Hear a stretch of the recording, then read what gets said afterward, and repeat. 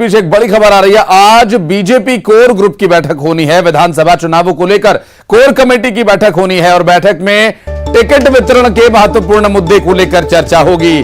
तो स्वाभाविक है, टिकट की जो लालसा मन में लिए नेता बैठे हैं, उनकी धड़कनें जरूर कुछ तेज हो जाएंगी। आदिवासी सीटों पर जीत के लिए रोड मैप तैयार किया जाएगा। इस बैठक में राष्ट्रीय सह संगठन महामंत्री शामिल होंगे। मुख्यमंत्री शिवराज सिंह चौहान, केंद्रीय मंत्री नरेंद्र सिंह तोमर, ज्योतिरादित्य सिंधिया और महासचिव कैलाश विजयवर्गीय भी इसमें शामिल होंगे। आपको बता दें कि इस बैठक में टिकट वितरण की जो चर्चा है वो होगी और इस चर्चा से स्वाभाविक है कि टिकट किसको दिया जाना है, किसका टिकट कटेगा, ये काफी कुछ आज तय कर लिया जाएगा। हालांकि अभी इसकी घोषणा नहीं होगी और इसकी औपचारिक घोषणा कब होगी, भारतीय जनता पार्टी के केंद्रीय नेतृत्व के आदेश के बाद राज्य स्तर पर इसकी ऐलान किया जाएगा, इसका औपचारिक ऐलान किया जाएगा। न्यूज 18 मध्य प्रदेश छत्तीसगढ़ इस पर लगातार नजर बनाए हुए और पल पल की अपडेट आप तक पहुंचाते रहेंगे। आज की बैठक बहुत महत्वपूर्ण है। बैठक के संबंध में और डिटेल्स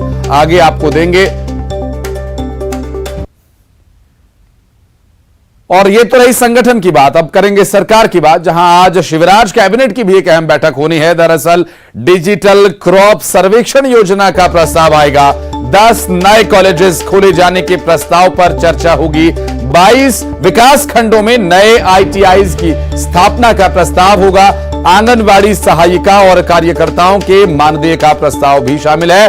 तो इस चुनावी साल में उम्मीद है कि आंगनबाड़ी कार्यकर्ताओं के मानदेय को भी बढ़ाया जाए और आंगनबाड़ी सहायिकाओं के प्रस्ताव जो उनके मानदेय के संबंध में आएगा, इस पर भी मुहर लग सकती है।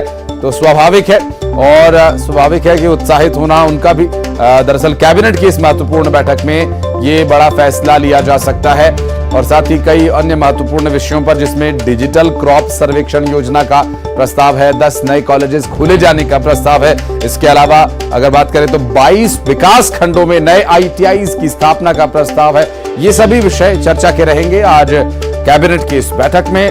पल पल की अपडेट्स इस बैठक से जुड़ी आप तक पहुंचाते रहेंगे। और अब बात महाराष्ट्र की राजनीति की। महाराष्ट्र में एनसीपी की टूट के बाद कांग्रेस एक्टिव हो गई है। मुंबई में आज कांग्रेस विधायक दल की बैठक होनी है। आज सुबह 10 बजे कांग्रेस विधायक दल की बैठक होगी। सभी विधायकों को एकजुट रखने की चुनौती है कांग्रेस के सामने। नेता प्रतिपक्ष के नाम को लेकर भी बैठक में मंथन होगा और एनसीपी, शिवसेना, उद्धव बालासाहेब ठाकरे टूट के बाद कांग्रेस का नेता प्रतिपक्ष होगा। चूंकि कांग्रेस इस वक्त दूसरी सबसे बड़ी पार्टी है। इससे पहले जो समीकरण थे वो कुछ और थे। अब 45 विधायकों के साथ कांग्रेस पार्टी महाराष्ट्र में सबसे बड़ी पार्टी है। एनसीपी की टूट का शिवसेना को या कांग्रेस को क्या लाभ हुआ है वो भी हम आपको बताएंगे। दरअसल कांग्रेस पार्टी को तो एक अप्रत्यक्ष रूप से लाभ यह हुआ कि एनसीपी की टूट के बाद जो आधिकारिक तौर पर आंकड़े थे वो 13 से 15 के बीच में है जो एनसीपी के पास विधायक है। चूंकि 2 विधायकों की एक संशय है कि वो पहले गए अजीत पवार के साथ, लेकिन बाद में वापस वो एक बार फिर से शरद पवार के साथ आ गए हैं। इन खबरों को अगर अभी पुख्ता तौर पर न कहा जाए तो 13 से 15 के बीच आंकड़ा एनसीपी का अब रह गया है। अब ऐसे में शिवसेना या अन्य पार्टियों को छोड़ दिया जाए तो कांग्रेस के पास सर्वाधिक विधायक हैं और कांग्रेस चुने हुए विधायकों के साथ सबसे बड़ी पार्टी महाराष्ट्र की राजनीति में इस वक्त हो गई है। नेता प्रतिपक्ष के नाम को लेकर इस विधायक दल की बैठक में चर्चा होगी। आगे महाराष्ट्र की राजनीति भी जो कि पूरे राष्ट्रीय स्तर पर प्रभाव डाल रही, क्या अपडेट होगा आप तक पहुंचाएंगे। और रायपुर से बड़ी खबर आपको बता दें, इंदिरा प्रियदर्शनी बैंक घोटाला मामले में मुख्य आरोपी उमेश सिन्हा से पूछताछ हो रही है और आज फिर एक पूछताछ होगी। दरअसल सोमवार को 10 घंटे तक लगभग पूछताछ हुई। 50 सवालों के जवाब उन्होंने दिए, गोलमोल जवाब दिए गए, ऐसी जानकारी मिल रही है। और कोतवाली पुलिस इस पूरे मामले की पूछताछ करेगी। 53 करोड़ के घोटाले में कई बड़े नाम सामने आ सकते हैं। 2006-07 के दौरान हुए इस घोटाले में आज की पूछताछ कितनी महत्वपूर्ण है और क्या डिटेल्स है, इसके बारे में बात करेंगे। हमारे सहयोगी युगल तिवारी हमारे साथ जुड़ गए। युगल, आज फिर पूछताछ होगी, 10 घंटे की पूछताछ में गोलमोली जवाब मिले अभी तक? के आशीष, ये 53 करोड़ का लगभग घोटाला था। 2006-07 में ये पहली बार घोटाला सामने आया। बैंक अचानक दिवालिया हुआ, तब उस समय बैंक में लगभग 20 करोड़ रुपए वहां पर थे। और बड़ी बात यही है कि इसमें कई बड़े नाम हैं, उसका खुलासा हो सकता है। आज बैंक के ब्रांच जो मैनेजर है, मुख्य आरोपी है उमेश सिन्हा, कल उसे लगभग 10 घंटे पूछताछ की गई। 50 सवाल दागे गए, लेकिन सभी सवालों के जो जवाब है, जो सवाल था पुलिस का, सबका गोलमोल जवाब दिया गया है। आज फिर से उन्हें तलब किया गया है कोतवाली में और आज फिर से पूछताछ होगी। और इससे पहले नार्को टेस्ट जब हुआ था तो नार्को टेस्ट में छत्तीसगढ़ के कई जो बड़े राजनीतिक दल के जो लोग हैं उनके नाम सामने आए थे। उसके बाद ये जांच चल रही है।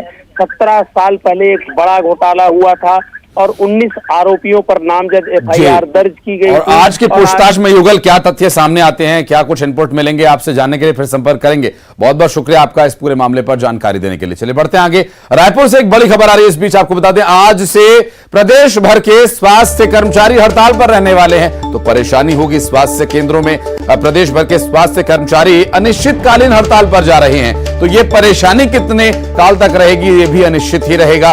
प्रदेश भर में स्वास्थ्य सेवाएं इससे प्रभावित हो सकती हैं। चुनावी साल है, प्रशासन या सरकार की तरफ से हो सकता है कि इसमें कोई बीच का रास्ता निकाल लिया जाए या फिर इसे अनिश्चित काल के लिए बढ़ने से रोक लिया जाए। वहीं स्वास्थ्य कर्मचारी संघ ने आह्वान किया हड़ताल का। 6 सूत्रीय मांगों को लेकर यह प्रदर्शन होगा। कोरबा से इस बीच एक बड़ी खबर आ रही है। कुदमुरा और पसरखेत रेंज के गांव में हाथियों के उत्पात की जानकारी मिल रही है। दरअसल हाथियों ने कटहल और केले की फसल को चौपट कर दिया। इलाके में घूम रहा करीब 50 से अधिक हाथियों का दल। वन विभाग के ग्रामीणों के द्वारा प्रयास यही है कि इन्हें फसल से दूर रखा जाए और वन विभाग ने ग्रामीणों को इसमें सावधान कर दिया है कि आप प्रयास न करें इन्हें भगाने का। अगर ये हिंसक हो गए तो ग्रामीणों को नुकसान पहुंचा सकते हैं। अभी तक तो फसल ही चौपट की है। वन अमला हाथियों की निगरानी कर रहा है और प्रयास यही है कि हाथियों को फसल से, गांव से दूर रखा जा सके। और अब खबरें 25 सेकंड्स में। एनसीपी में बगावत पर दोनों गुटों में जोर आजमाइश तेज। प्रफुल्ल पटेल और सुनील तटकरे को शरद पवार ने पार्टी से निकाला। अजीत गुट ने तटकरे को बनाया प्रदेश अध्यक्ष।